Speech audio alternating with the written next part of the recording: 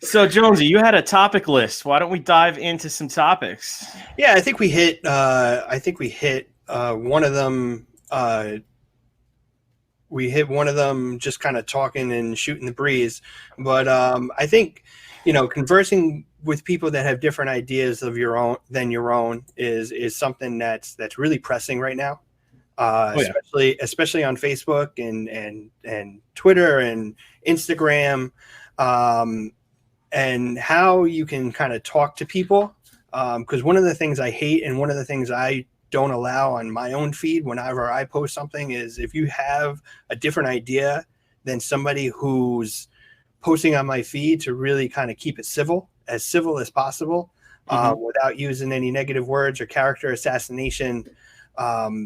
It's really important to do that, because what it does is it allows a back and forth. It allows a conversation rather than just trying to attack the other person. Even though sometimes you feel attacked by what they're saying, that fight or flight implicit bias really kicks in there.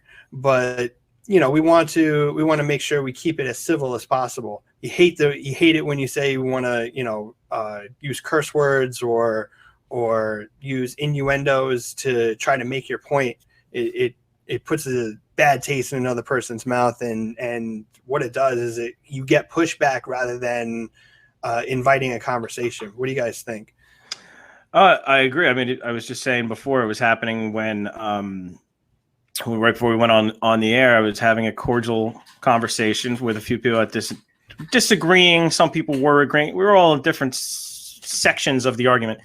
And someone who hadn't even been involved in a 15 comment back and forth popped in and just started calling everyone names, and then the middle finger emoji and screw you guys, forget you, you're such idiots. Like that is a perfect example of what not to do.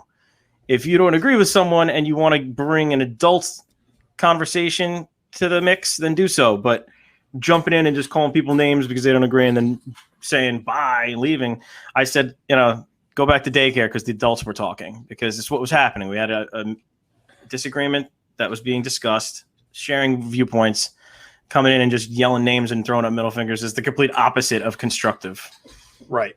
So yeah, no, I mean, I completely agree with you. I mean, I think what people end up doing is that they don't have the vocabulary. They can't comprehend, the overarching concept of having a back and forth. And so therefore they report back to, being a brute and using, swear words or cursing and, trying to get their point by, labeling someone else like a derogatory term, even though they have no background to what the concept, and you're not trying to create any kind of dialogue because you're not well versed, and you're just spewing hatred towards both sides of the argument because someone doesn't agree with you.